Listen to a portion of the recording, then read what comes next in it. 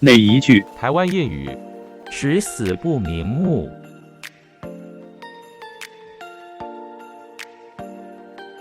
台湾谚语取材于台湾闽南语常用词词典。欢迎乡亲们转发到自己的聊天组群，协助推广咱们的母语。多谢，感恩。台湾谚语：西巴唔愿客，十死不瞑目。